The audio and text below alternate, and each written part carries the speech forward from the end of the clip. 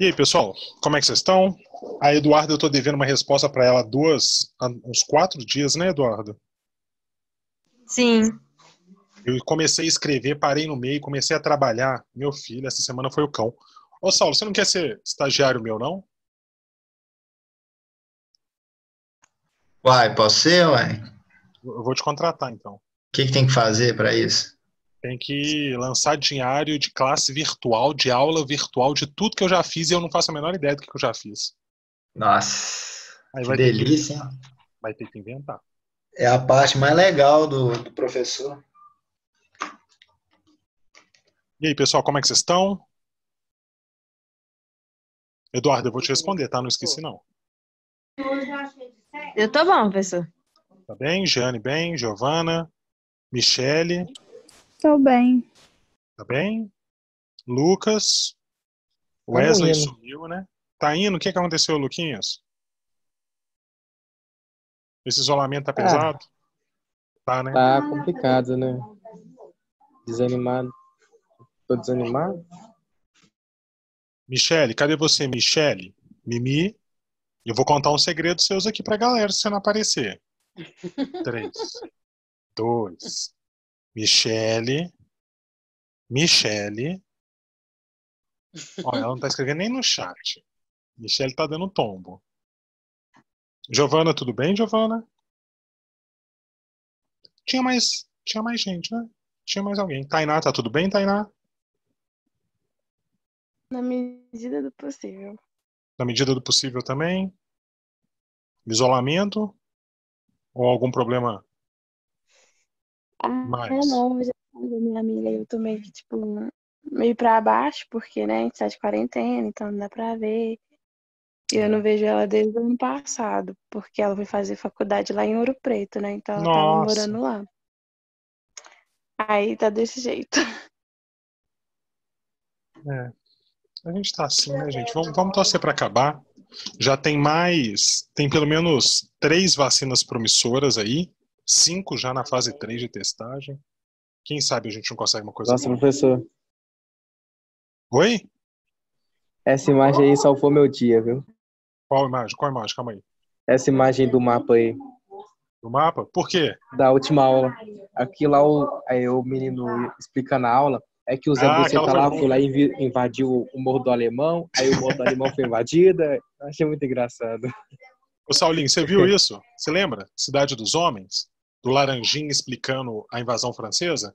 Eu lembro, eu ouvi de novo um pedaço da aula passada, mas o vídeo estava preto para mim. Ah, foi É mal, que eu foi estava mal. andando aqui pela casa, eu vou ouvindo o podcast do Rafa. Mas eu lembro, aquilo lá é muito bom. Muito bom, muito bom. Na hora que ele explica, você fala assim, entendi. Eu fiquei 40 minutos explicando, ele explicou em 5 minutos muito melhor do que eu. Aquilo foi bom mesmo, Lucas. Então, Giovana, ok, vamos lá, pessoal. Qual foi o ponto, né, que eu tava? E aí, importante. Eu tava explicando sobre esse bloqueio continental e expliquei que acabou que os nossos queridos amigos portugueses vieram para o Brasil. No que eles vieram para o Brasil, olha lá, o Saulo e família. No que eles vieram para o Brasil, a gente tem uma série de processos que é o que a gente vai chamar aqui, olha, de medidas joaninas. Pessoal, isso aqui é um negócio chato pra caramba e eu vou só esperar concluir essa colônia e a gente para fazer os exercícios igual a gente combinou na última aula, tá bom? Mas qual que é o grande lance aqui que a gente precisa mais ou menos entender? Quando eu olho para as medidas joaninas, eu vou olhar para um tanto de medida que foi feita, pelo Dom João VI quando ele chega no Brasil. Eu prefiro mostrar aqui para vocês que eu acho que vai fazer mais sentido. Não tem como a gente ir no Rio, tá bom? E eu não aconselho não, porque lá parece que pior do que aqui. Mas, por exemplo, só para vocês terem noção do que eu estou falando. Quando chega no Rio, a família real não tinha onde ficar. E aí eu falei para vocês que a galera pegou a casa da galera, né? E aí começou a escrever na porta deles assim, PR, o que era bem interessante, porque eles escreviam lá assim, opa, passando, eu não consigo desenhar. Ai, ai, o que fazer, hein? Beleza. Aí eles iam lá e escreviam assim, ó, PR, que queria dizer ponha-se na rua, né? Na verdade, era príncipe regente, só que aí o príncipe regente começa a pegar a casa da galera. Então, antes mesmo do príncipe regente chegar, a gente vai fazer uma série de mudanças estruturais e econômicas no Rio. E isso que vai ser que a gente vai ser o nosso ponto de virada. O Brasil, ele começa a mudar aqui. Quando a gente começa a perceber essas mudanças acontecendo. Então, o que eu tenho aqui, por exemplo? Aqui, olha. Tá vendo? Eu tinha um convento. Não sei se estão conseguindo ver ele aqui. Tá bom? Era o Largo. Esse convento aqui, olha, que vocês estão vendo aqui, bonitão, era um convento de freiras. Nossa Senhora do Carmo, que é o nome desse convento. E o príncipe regente, né, o Dom João VI, ele vai pegar esse convento e vai transformar no palácio dele. Olha que legal que fica. Agora era para passar, não passa. Viu? O professor tem essa mesma arquitetura até hoje. Tem, porque é o passo, né, Suzana? E aí o que acontece? Ô, Wesley chegou, tudo bom, Wesley? A gente se sente dentro da história quando você vê, assim, que é a Isso. mesma... E qual que é o grande lance aqui, Suzana? E isso é muito importante a gente pegar. O que o Dom João VI está fazendo, ele está transformando o Brasil. E por que eu gosto de pontuar essas coisas? Que tornam elas bem únicas assim. O Brasil, ele foi uma das poucas regiões coloniais, né, que vai ter uma transformação tão violenta por conta da chegada da família real. E vocês vão ver como que isso impacta na nossa independência. Ô Wesley, aqui tá tudo caminhando bem, não preocupa com a demora não. Eu retomei um pouquinho do que a gente falou e agora estou explicando das mudanças do Dom João VI dentro do Brasil. E aí a gente vai partir da mudança estrutural para entender econômica. Pessoal, então olha como que eu tinha. Eu tinha um convento, que é esse aqui do fundo que vocês estão vendo. Esse convento, ele foi totalmente alterado para esse palácio. É o mesmo lugar, ele foi reformado. E por que eu estou mostrando logo uma estrutura física?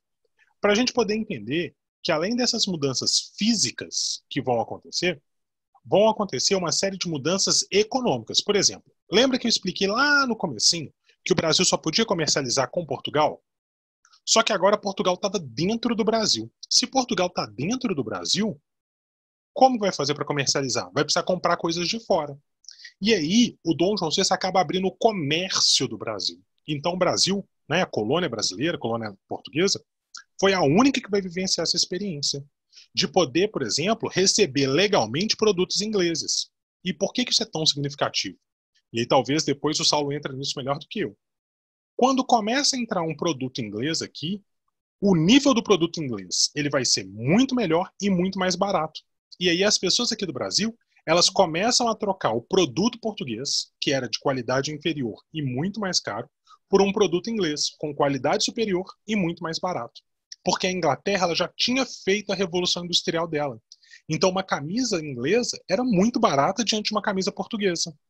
E aí a gente começa a ter uma economia que começa a ficar totalmente dependente desses produtos que a gente chama de manufaturado, que passa por algum processo tipo indústria, tá? Vamos colocar com aspas aí. A gente começa a ter aqui uma dependência desses produtos, que é muito do que a gente vive até hoje. Então, até hoje, se a gente olha bem para o Brasil, a nossa economia ela não consegue produzir alguns bens. E a gente fica dependente do mercado externo para comprar esses bens. Faz sentido? Faz. Então, começando a entender que, tipo assim, quando o Dom João VI ele abre esse comércio lá atrás, ele deixa essa entrada de produto. Com essa entrada de produto, a gente começa a ter uma economia dependente e isso vai se estender por toda a nossa história. Então, aqui, a gente já tinha uma base econômica que era ruim, porque a gente era uma colônia de exploração. Agora, que foi o momento da gente abrir, a gente vai se tornar cada vez mais dependente do mercado externo. Estão entendendo o raciocínio? Sim, tranquilo? Sim. Legal, legal? Então, beleza. Essa abertura para os ingleses, pessoal, ela tem um nome bonitão, tá aqui, ó. Tá bom? A gente chama isso aqui, ó, de abertura dos portos a nações amigas. Depois a gente vai lá e faz um tratado do comércio, tá bom? A gente vai criar um tanto de coisinha que a gente vai dar um tanto de nome. Não quero que vocês se preocupem com os nomes agora. Preocupem mais com a ideia, tá bom? Por exemplo, uma coisa que vai ser necessária. Vai ser criado o Banco do Brasil, o Jardim Botânico vai ser criado, e aí começa a entrar no Brasil planta do mundo todo, como se fosse um jardim. Já foram no Jardim Botânico do Zoológico ou não? Aqui de BH. Não. Alguém já foi? Não lembro. Não lembro disso. Não. Ninguém Não foi no sei. Jardim Botânico do Zoológico, vocês sabiam disso, né? O Eu acho que Jardim ele é mais Botânico. recente, né? Hã? Ele é da mesma idade do zoológico? E ele é mais velho que o zoológico. Ah, sim. Só que o que acontece? Todo mundo entra, né? No zoológico lá bonitão. Aí na hora que a gente entra, todo mundo quer ir ver bicho. E o Jardim Botânico, ele fica do ladinho, assim, ó. E aí ninguém passa lá. É tipo um lugar que a galera faz pra ter pegação e tal, porque tem uns banquinhos, umas florzinhas bonitinhas, e por aí vai. Mas olha que interessante. Olha a reforma estrutural. Ele traz o Jardim Botânico, e aí começa a vir um tanto de coisa. Ele traz as primeiras escolas para o Brasil, mas são escolas particulares, tá, pessoal? Aqui, eles estão educando só a elite do Brasil. Eles vão trazer a primeira faculdade, tá bom? Eles vão trazer jornal para o Brasil. Eles vão fazer uma academia real de desenho, mas isso tudo vai acontecer aonde? No Rio de Janeiro, que era a capital do Brasil. Eles vão trazer um bando de franceses. Todas as pinturas que eu mostrei para vocês até hoje do Brasil, né, no caso do Brasil Colônia, vieram dessa galera que estava pintando aqui, ó. Então, só em 1816 que uma galera vem para cá para o Brasil para pintar o Brasil. Então, esses 300 anos aí que a gente teve, de 1500 a 1800 com portugueses aqui, a gente quase não pintou nada. Quem pintou foram os holandeses e os franceses. A gente comentou sobre isso um pouquinho. Tudo bem? E é quando a gente vai ter, pessoal, a Biblioteca Real. A Biblioteca Real é o museu que pegou fogo, tá bom? Lembram dessa história? Começo do ano passado, se não me engano? Sim. No Foi Rio de essa daqui que Janeiro, pegou né? fogo. No Rio de Janeiro. Ela já tinha sido a sede da biblioteca, e aí é um caos, porque os caras tiraram a biblioteca de Portugal, de Lisboa, trouxeram para o Brasil. Quando a família real voltar, eles vão voltar com a biblioteca. Por isso que o prédio ficou meio abandonado e acabou virando um museu e por aí vai.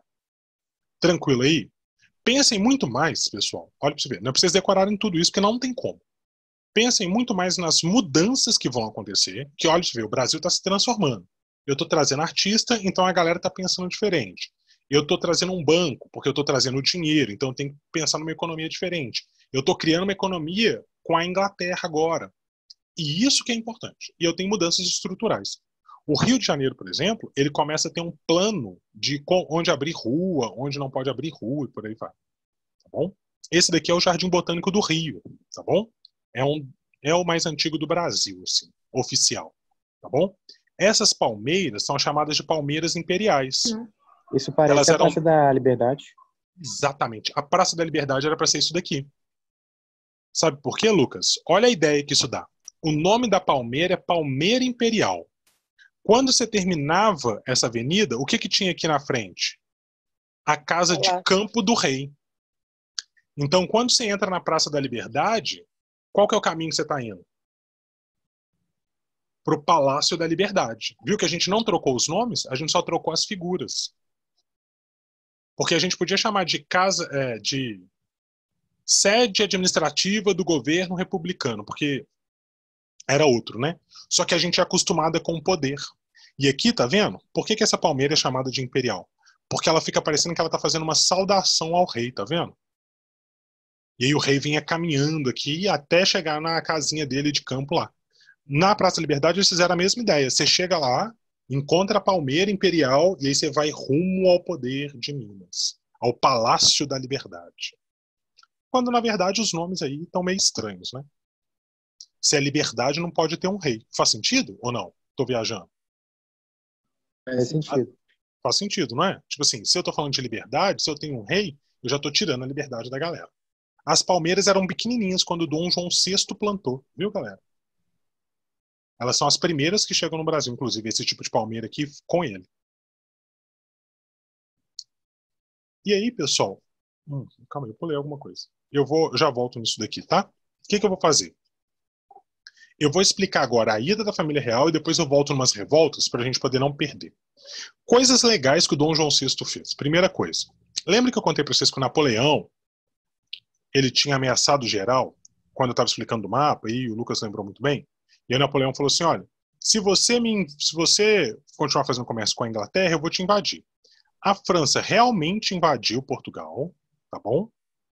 E pegou Portugal durante um tempo, assim. Depois os ingleses vão libertar Portugal. O que o Dom João VI fez em retaliação? Olha como que vingança é legal, pessoal. O Dom João VI foi lá, sabe o que ele fez? invadiu a Guiana Francesa. Viu? Ele perdeu Portugal, mas pegou a Guiana. Sabe a Guiana Francesa, que fica ali no norte? Sim. Não. Não. Rapaz, Não. se o Acre Não. não existe, imagina a Guiana e o Suriname. Guiana Francesa. Vou mostrar para vocês aqui um mapa. Deixa eu ver. Não tem um mapa aqui, né? Eu devia ter um mapa. Eu sou muito idiota. Não coloco o mapa aqui. Vou abrir um mapa aqui e eu mostro para vocês onde fica a Guiana. A Guiana é tipo assim, é um troço estranho mesmo. Aí eu já mostro tudo de uma vez. Mapa da América. Legal. Imagens. Ah, esse aqui tá bonitinho. Vou pegar um bem bonitinho aqui para o Saulo não ficar triste.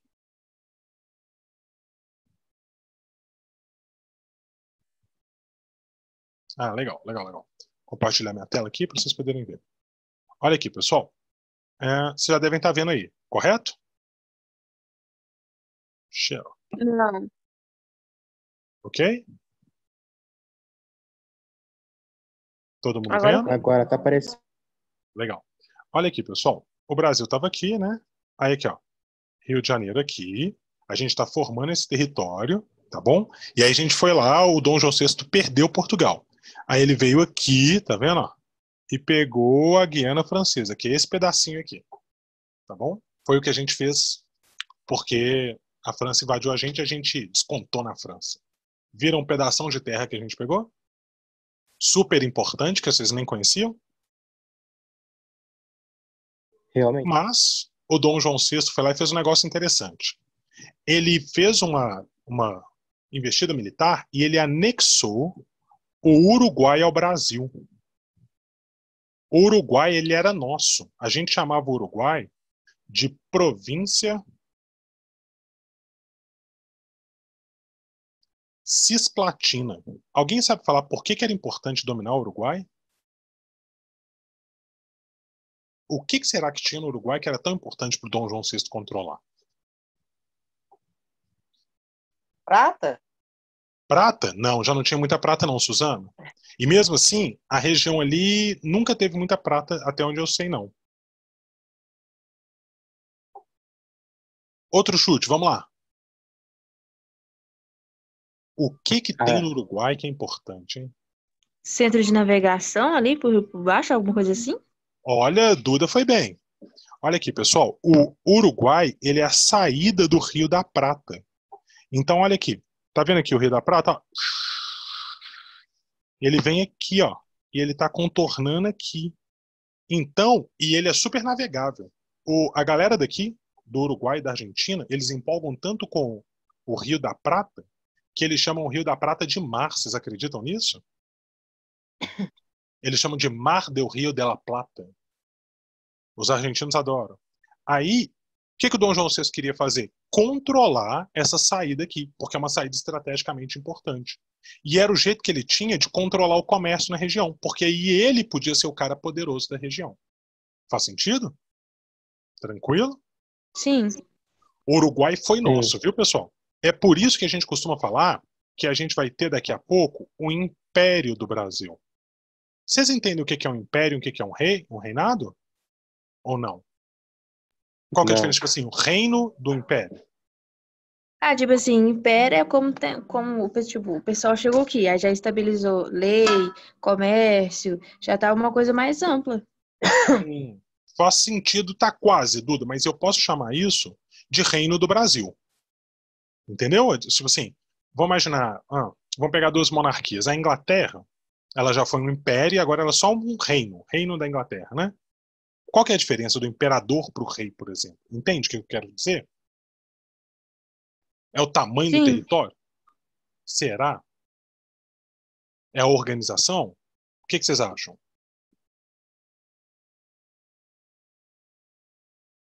Não. Nenhum chute. Olha que interessante. A gente costuma denominar um império quando eu tenho um reino, ouçam bem, ou seja, eu tenho um território que é governado por um rei, e esse rei, ele faz conquistas militares. Então ele está expandindo o território a todo momento. Então a gente costuma chamar esse movimento de império. Entende? Por que o Brasil vai ser chamado de império? Porque ele é um reino que conquista territórios. Ele está fazendo uma prática que a gente fala de imperialista. Entenderam? Sim. Ou não? Tranquilo? Entendi. Legal? Oi, Saulinho, pode falar. Ô, duas coisinhas lá. É interessante você ver que aqui embaixo, aqui no Uruguai, a gente batalhou para ter um lado da foz, né? Mas lá na Amazônia tem os dois lados da foz, olha lá.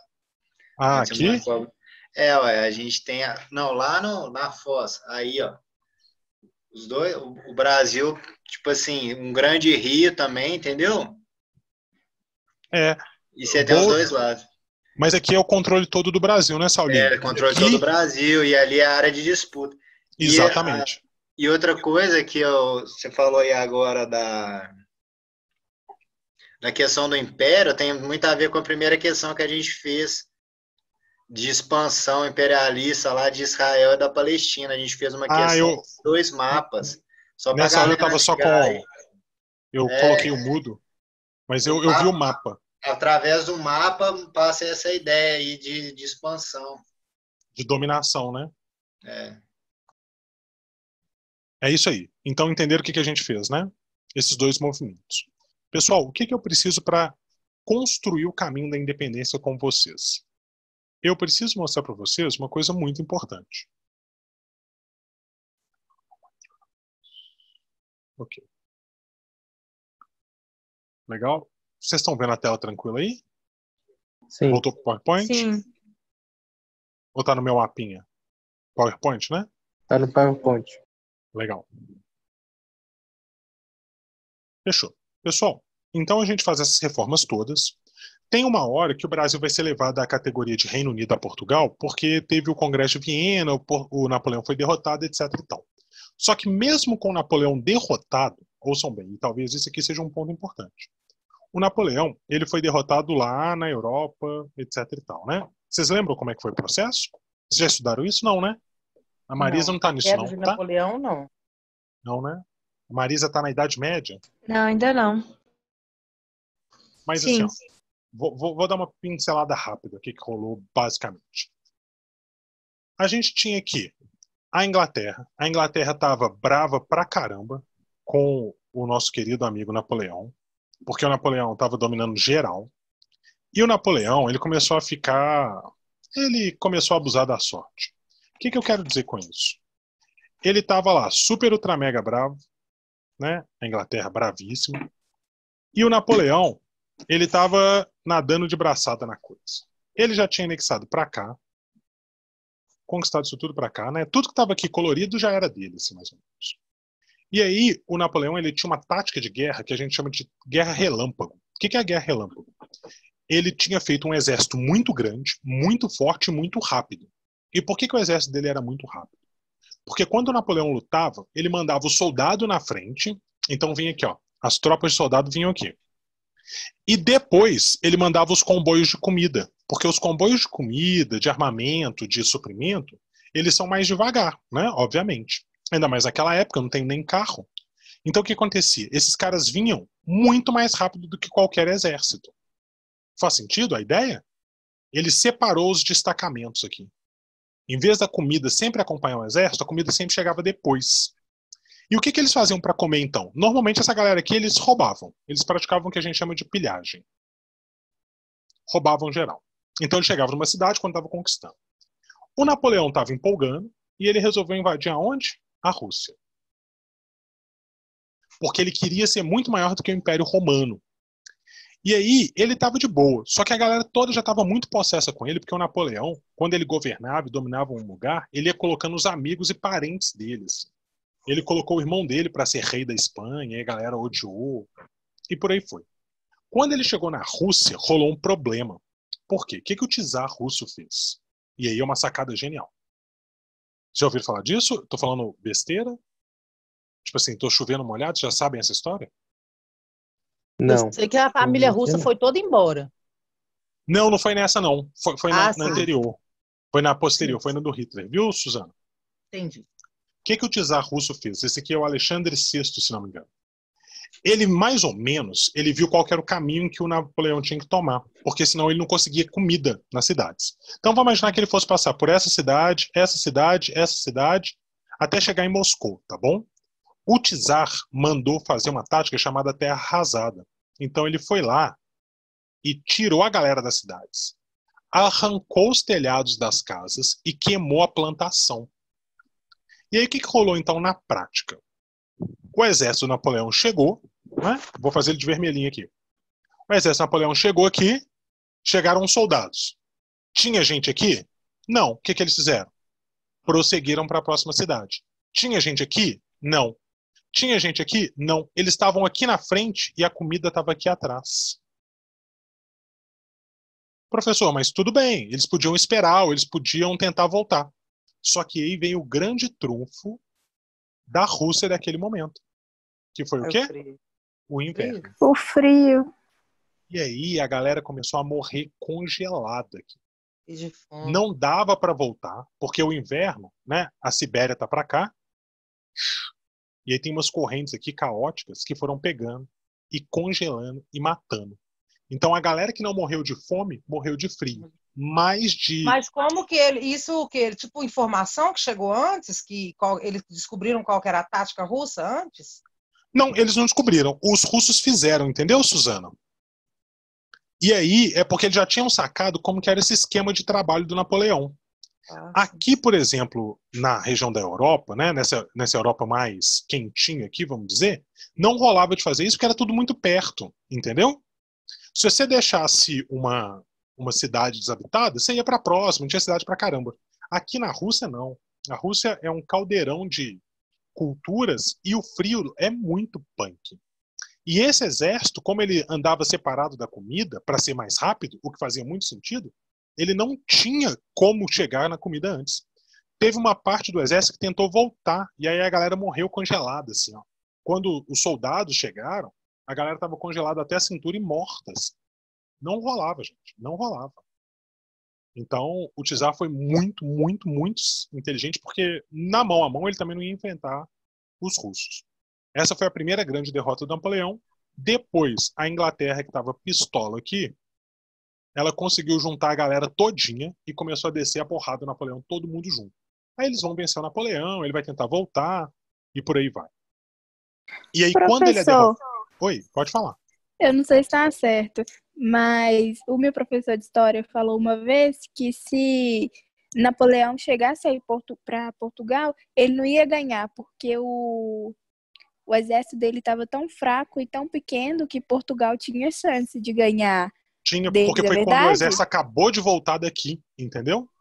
Só que só então o nome do Napoleão assustava. Toa, né? É, assim, mas é aquela coisa assim, eu gosto de pensar assim, eu também não ia pagar pra ver, não.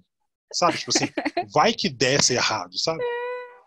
Mas ele era uma possibilidade. Né, professor? Meio tipo o Hitler, o Napoleão. É... Porque ele quase conseguiu dominar o mundo todo. O mundo não, o mundo todo não, só a Europa. Não, mas eu falo assim, de Brasil à Rússia tem uma distância em todos os aspectos, cultural, de tudo. E ele mas, conseguiu mandar os exércitos em países tão extremos. Mas ele não chegou, por exemplo, no Brasil, ele chegou no máximo aqui em Portugal, né? Ele vai dominar um pouco aqui no norte da África e ele vai chegar a roubar o Egito. Ele roubou a maioria das múmias que tem na França, a maioria das múmias do mundo estão na França e na Inglaterra. As da França, quem roubou foi o Napoleão. Ele queria levar a esfinge. Sabe aquela grandona? Sim. Ele queria levar para a França. Não existe nem a possibilidade de devolução, nada disso, né? Então, a galera está discutindo isso, mas não vai devolver, não. Porque, por exemplo, o Museu do Louvre, lá na França, ele tem um andar inteiro só de coisas do Egito, que eles roubaram. Na prática é isso, assim. O Napoleão foi o primeiro cara que começou isso. Então, Suzana, assim, na verdade total, sim, o que ele dominou? Ele dominou a Europa aqui, né? Aí, sem contar a Inglaterra. Ele dominou territórios aqui no norte da África e começou aqui um pouquinho na Ásia, mas fora isso, nada. Nada. Aí, de quebra, né? Mas aí de quebra mesmo. Tinha umas colônias francesas, na América, e aí que viraram parte do Império Francês, mas o Haiti, por exemplo, vai fazer uma revolução e vai cortar a cabeça geral lá. Entendeu? Então, ele não dominou tanto assim. Ele era megalomaníaco no sentido da Europa. Mas do mundo, não. Do mundo, não. Acho que ele nem queria dominar o mundo todo. Mas ele era muito arrogante. Mas ele era bom de serviço. Sim. Entende? Sim. Enfim. Essa viagem toda para falar que ele perdeu. E quando ele perde, pessoal, o que vai rolar? E aí, muito importante. Quando ele perde, meio que não tem desculpa para Portugal não voltar para casa. Então, o Dom João VI estava aqui no Brasil, ele já era o rei de Portugal e do Brasil e tal. E agora a pergunta que ficava era, por que o Dom João VI ainda está na colônia? E aí, você tem que sacar o seguinte, lembra daquelas transformações que eu falei? Elas mudaram. Eu gosto de pensar que aquelas transformações, elas criaram no Brasil uma elite. A partir daquele momento que a gente começa a ter teatro, que a gente tem um banco, que a gente tem tudo aquilo acontecendo, o Brasil ele está construindo uma elite. E é uma elite que não é portuguesa, pela primeira vez na história. É uma elite brasileira. E aqui, pessoal, tomem muito cuidado com isso, tá bom? Hoje, a gente tem acompanhado muito essa discussão sobre quem que é a elite brasileira, tá bom? A elite brasileira não é o cara rico. A elite brasileira é o dono do cara rico. O que eu quero falar com isso? A elite brasileira não é aquele médico que está ganhando 100 mil. É o dono do hospital que está ganhando bilhões por mês. Entendem essa diferença? Tranquilo? Hoje a gente tem muita dessa confusão, tá? E a gente vai ver isso muito. Vocês viram umas filmagens por aí da galera que acha que é rica, né? E eles realmente têm dinheiro. Não é essa a discussão. Mas sim a ideia de que, tipo assim, esses caras acham que eles mandam nas coisas, e eles não mandam. Então a gente tá falando, por exemplo, assim, já imaginaram o quanto que aquele dono do Mater Dei ganha?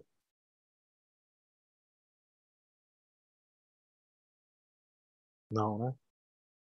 Dono do A Daimler. mínima ideia, professor. É isso, assim. É uma galera que a gente nem sabe quem é. É uma galera que ganha milhões por semana, entende?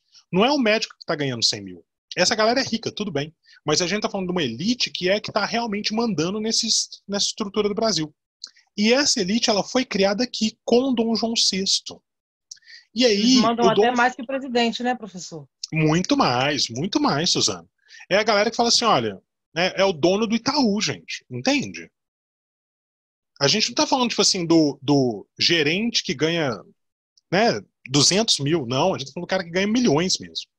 Essa elite nasceu aqui com o Dom João VI. E essa elite, ela começou a ameaçar o Dom João VI. Por quê? Se o Dom João VI voltasse para Portugal, o Brasil ia voltar a ser colônia e essa elite ia sumir. E a elite não queria sumir, ela queria mandar. E o Dom João VI começou a ficar apertado. Por quê? Porque ele fez essa elite, ele gostava dessa elite, essa elite dava dinheiro para ele. E aí ele olha e fala assim, olha que situação interessante. Se eu for embora, eu vou ter que transformar o Brasil em colônia, essa elite vai ficar brava e vai fazer independência. Por que ela vai fazer independência? Porque a ideia de independência já estava forte na América. Aqui é o meu mapinha da América, tá? Imagina aqui. Então o Brasil está aqui, e aqui estão as outras regiões da América do Sul, tá bom? As outras colônias aqui ao redor, Chile, Argentina, Uruguai, que a gente acabou de ver no mapinha, já estavam fazendo a sua independência. E todas elas estavam virando repúblicas. E no Brasil a gente tinha o quê? Uma monarquia, com um rei bonitão funcionando. E aí o Dom João VI ficou com medo de perder o Brasil para essas elites. Só que aí a galera de Portugal, olha que bizarro. A galera de Portugal foi lá e ameaçou também o Dom João VI, a elite de Portugal. A elite de Portugal falou assim, eles fizeram essa revolta aqui, tá vendo? Chama Revolução Liberal do Porto. Nessa Revolução Liberal do Porto, eles falaram assim, ô Dom João, se você não voltar para casa, nós, a elite de Portugal, vamos te largar. E aí Portugal ia ficar independente. Então, olha a situação do Dom João VI de novo. Isso já tinha acontecido com Napoleão e com a Inglaterra, e agora acontece de novo com as elites, brasileira e portuguesa. A elite brasileira falou assim, Dom João, se você voltar, a gente separa de Portugal e o Brasil vai ficar independente. E a elite portuguesa falou, Dom João, se você ficar no Brasil, a gente vai cortar o Portugal de você. Entenderam que ele está na mesma sinuca? Sim. Tranquilo? Conseguiram entender? E aí, olha a sacada do Dom João. Tem um tanto de gente que fala que o Dom João é burro, assim, e ele tem algumas questões relativas a isso, mas é um cara que tem uma sacada boa. O que ele fez? Ele estava aqui no Brasil, bonitinho, né? Vamos imaginar que isso aqui seja o Brasil, e Portugal. Cada um lá com as suas elites. O Dom João, ele aceita voltar para Portugal, só que ele deixa no Brasil o filho dele, o Dom Pedro. Qual que era o objetivo de Dom Pedro? Dom Pedro virou príncipe regente do Brasil. Um lugar que tem um príncipe não pode ser colônia. Então o Dom João conseguiu enganar as duas elites. Ele voltou para Portugal, de boa, então não perdeu Portugal. E deixou um príncipe aqui, ou seja, aqui não vai voltar a ser colônia. Então ele agradou a elite brasileira. Faz sentido o processo? Uhum. Legal, Faz. foi genial. E aí tem uma coisa que apareceu até naquela novela Novo Mundo. Vocês viram Novo Mundo? Tá passando agora de novo. Ah, agora entendemos por que a Eu assisto, Suzana estava sumida das aulas. Estava vendo Novo Não, Mundo. Tô brincando, Suzana, tô brincando. Naquele Novo Mundo tem esse diálogo, tá? O Dom João fala assim, o Dom Pedro, ele fala com o filho dele, eu prefiro perder o Brasil para você do que para a elite brasileira. A ideia é que a elite brasileira e o Dom Pedro fizessem uma associação. E essa associação foi confirmada no famoso Dia do Fico. Qual foi o Dia do Fico? Vocês sabem qual que é? diga ao povo que fico. Isso. Se é para a felicidade geral da nação e bem de Da todos, nação. diga ao povo brasileiro que eu fico. Na verdade, ele não está falando nada de povo nenhum. Foi no dia 9 de janeiro. O que aconteceu? Depois que o Dom João VI voltou, a elite portuguesa mandou uns navios aqui para o Brasil para levar o Dom Pedro de volta, porque era o único jeito de transformar o Brasil em colônia. E por que Portugal queria tanto voltar o Brasil para colônia? Para poder voltar a explorar o Brasil e não deixar o comércio na mão dos ingleses. Lembra que eu comecei explicando sobre isso um pouquinho? Lembra? Sim.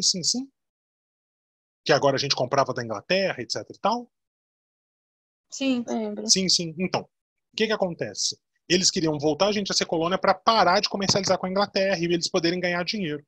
Só que aí o Dom Pedro, quando as tropas chegam, Dom Pedro resolve ficar do lado de quem? Das elites brasileiras. Então, olha pra você ver que interessante, pessoal. Mais ou menos, a partir do ano de 1821, é que a gente começa a nossa independência. Porque o Dia do Fico, que foi no dia 9 de janeiro, ele já começa a preparar esse caminho para a independência.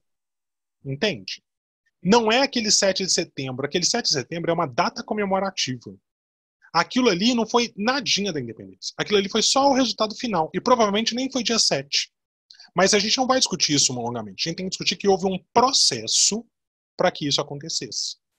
Entenderam? Então, qual que é o grande acordo do Dom Pedro? As elites brasileiras, elas vão ficar com o poder e o Dom Pedro vai ficar com o trono. É uma troca que eles fizeram. Foi um acordo, um acordão. E aí, pessoal, a gente vai ver esse processo todo acontecendo. Ó. Aí a gente tem o Dia do Fico, de 22, desculpa, falei 21, tá, pessoal? Em agosto, as tropas portuguesas voltam e elas tinham a ordem de levar o Dom Pedro na porrada.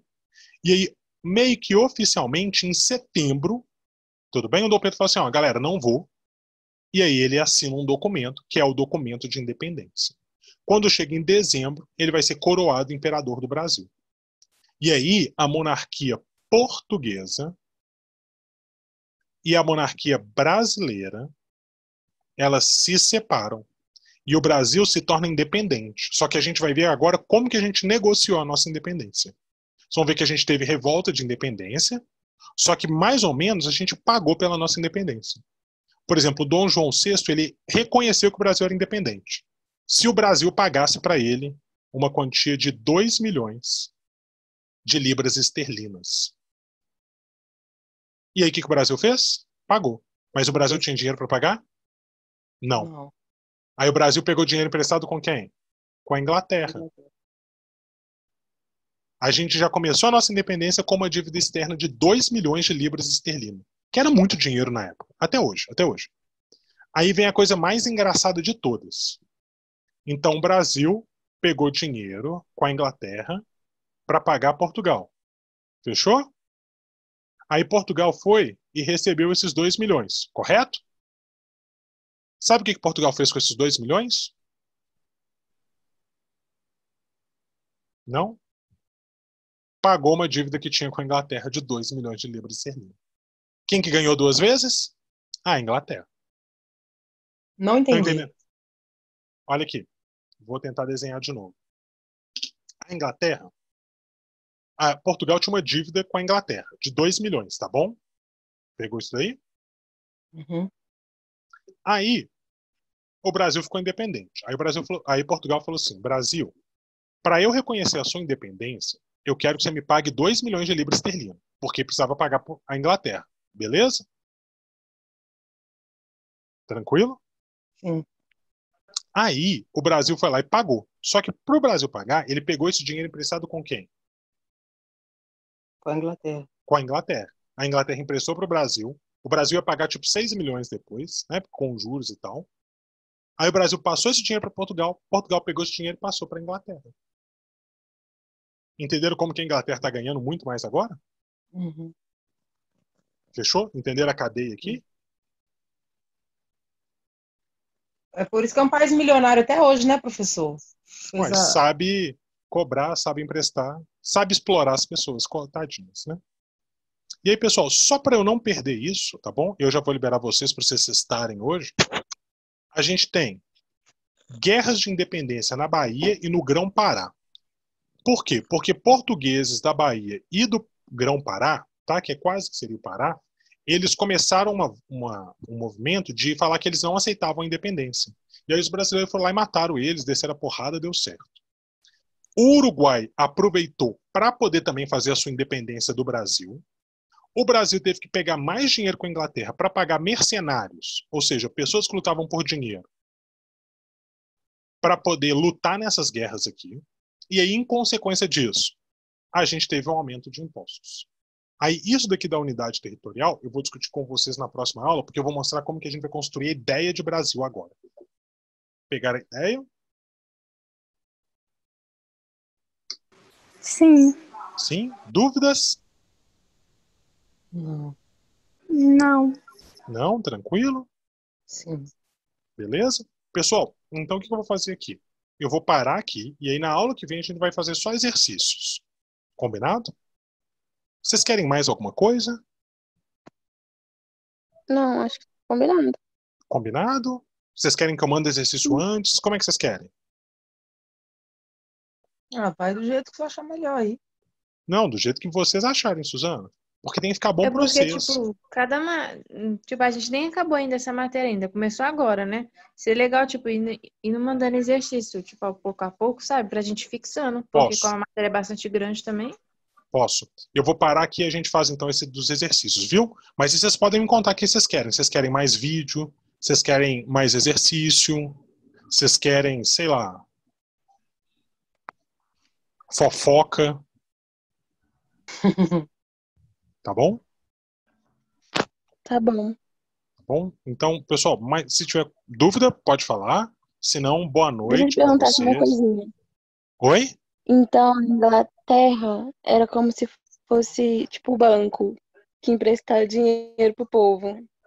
Entendi. Isso é legal, Tainá, porque até hoje os países emprestam, né? Então, por exemplo, a gente tem hoje fundos internacionais. E esses fundos internacionais são mantidos por alguns países. Mas até hoje é comum alguns países pegarem dinheiro com outros países. Uhum. Porque é um jeito muito bom de ganhar dinheiro no final das contas. Imagina, você tem ali uns bilhões sobrando, empresta e cobra juros, sei lá, tá? De 0,5%. Galera, 0,5% em cima de bilhão, você ganha muito dinheiro. Muito dinheiro. Eu lembro que quando eu era pequena, é ótimo. Tipo, na quinta série, assim, eu lembro desde criança meu pai falando da dívida externa. Essa dívida externa é desse período, né? Então, não, a gente tem diferentes dívidas externas. Assim, elas são trocadas, viu, Suzana? Não é a mesma. Então, por exemplo, a nossa dívida atual, que eu nem sei como é que tá, boa sua pergunta, ela não é a mesma que essa com a Inglaterra. Essa já foi paga, a gente já teve outras, depois a gente teve outras e outras e outras e outras. Entende? Assim, a gente vai trocando uma pela outra. Mas aqui, pessoal, vamos lá. É normal os países terem dívida externa. Não é legal, mas é normal. Tá bom? A Argentina, por exemplo, o Saulo pode ver se eu estou errado. Mas se eu não me engano, a Argentina, a dívida dela é muito maior do que ela consegue produzir de riqueza. Se ela fosse pagar a dívida dela, ela ia gastar 90% do que ela ganha só para pagar a dívida. Por isso que eles 90%. vivem tendo atrito, eles vivem entrando em aqueles biribolos daquela época das panelas, aquelas coisas todas, foi por causa disso? Também, eles decretam moratória direto. Moratória e eles falam assim, não vou pagar, galera. Não, porque a dívida da Argentina é impagável quase. Né? Não sei o que o Saulo acha, mas é mais ou menos isso. É um negócio bizarro. Bizarro. É muito alta a dívida da Argentina. É muito alta. Alguns países, como a da Grécia, por exemplo, é loucura a dívida dos caras. Loucura. Loucura, assim. Você fala assim, esses caras não vão pagar isso nunca. Porque você olha quanto que o país gera de riqueza no ano, você fala assim, meu Deus, sabe, é pior do que o meu salário. Sabe quando você olha para o seu salário e quanto você gasta? É isso, gente. Desses países a gente tá falando de bilhões e trilhões, assim. Você fala assim, meu Deus, esses caras nunca vão conseguir pagar isso. Nunca, nunca, nunca. E aí a galera meio que já sabe isso, mas eles deixam o sistema acontecer porque esse sistema de dar dinheiro, emprestar dinheiro, cobrar dinheiro e deixar uns pobres é o que funciona. E aí se não fizer isso, o país vai pro saco, todo mundo vai pro saco. Mas depois eu vou conferir a dívida do Brasil, como é que tá para vocês. Mas não é a mesma não, viu, Suzana? Entendi. Mais alguma dúvida, queridos? Acho que não.